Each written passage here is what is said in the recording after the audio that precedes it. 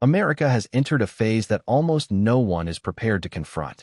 Not politicians, not households, not even institutions that claim to understand financial risk. Something deeper than a recession is forming beneath the surface. A structural breakdown that resembles the early stages of past collapses, but on a scale the modern economy has never experienced.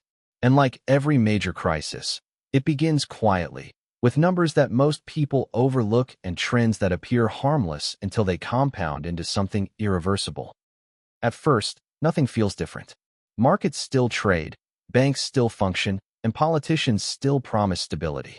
But beneath that normal surface, the same ingredients that fueled previous crashes and collapses begin to line up.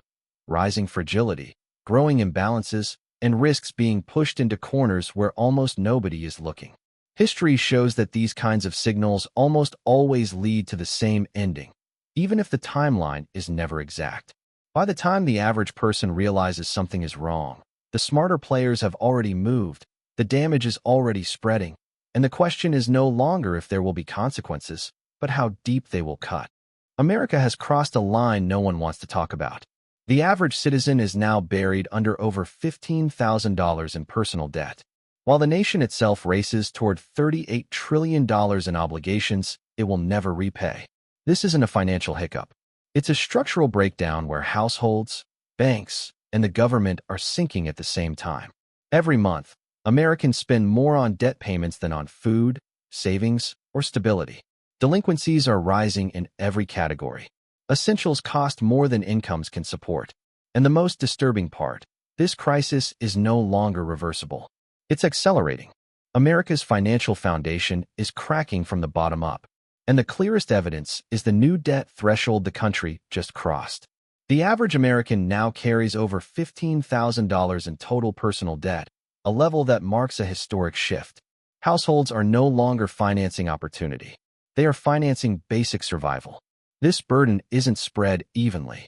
It sits on a population already dealing with compressed wages, rising interest rates, and higher costs for every essential category.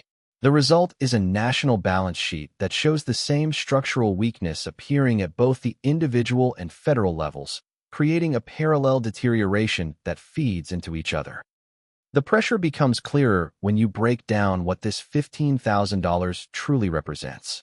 It is not a single large commitment, but a layered stack of obligations.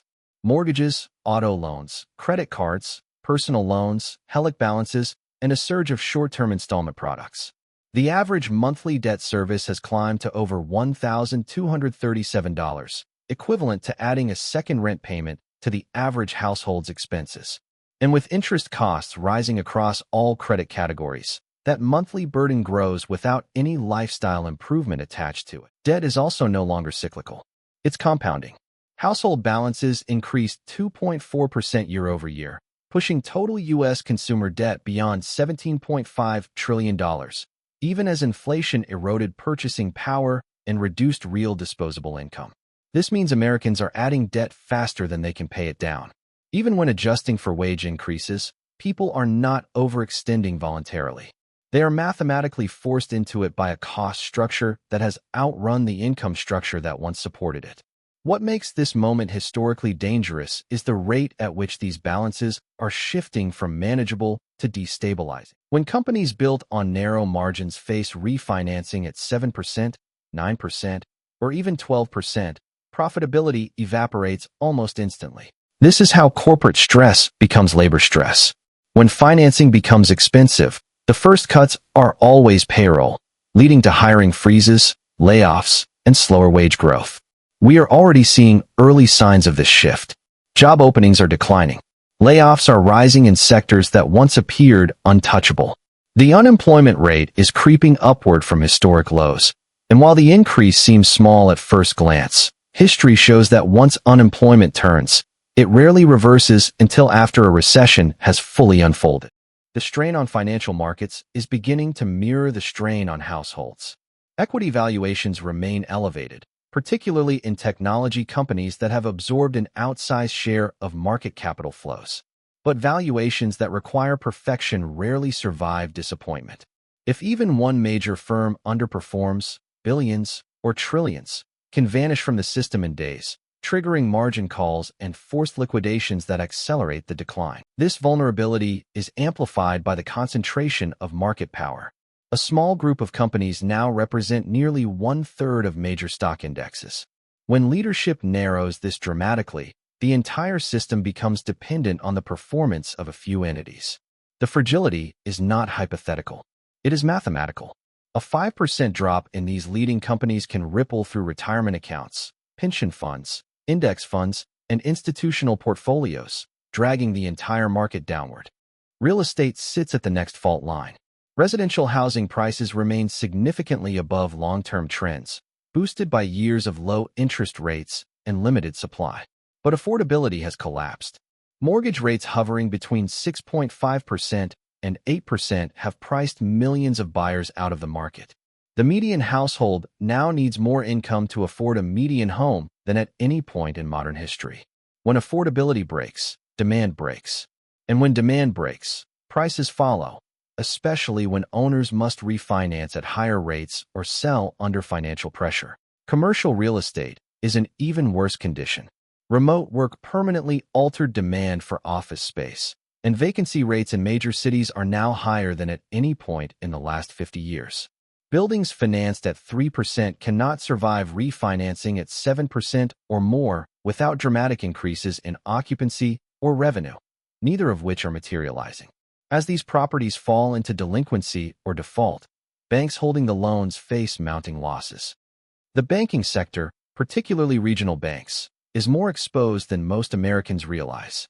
Commercial real estate loans make up a significant share of their assets, and declines of 40% to 60% in property values render many of these loans underwater.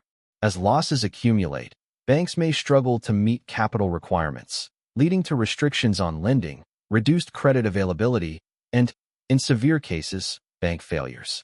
The FDIC, designed as the final defense for depositors, is not capable of absorbing widespread institutional collapses. Its insurance fund covers only a small fraction of total deposits nationwide. If multiple mid-sized banks fail simultaneously, the system would require federal intervention.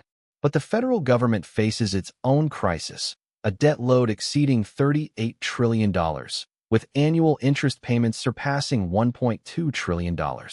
That means the government now pays more in interest each year than it spends on the military. As rates remain elevated, debt service grows automatically, consuming larger portions of the federal budget without contributing any productive output. This is the point where private sector fragility converges with public sector fragility. The government must issue more debt to cover deficits and refinancing, but investor demand is no longer keeping pace. Foreign holdings have stagnated. Domestic buyers are constrained by rising costs.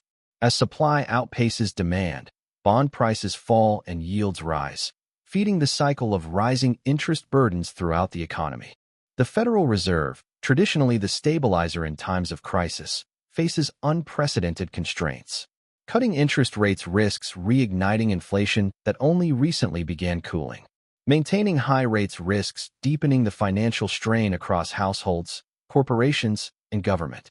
Expanding the balance sheet through quantitative easing risks destabilizing bond markets and signaling that debt is no longer sustainable without monetary intervention.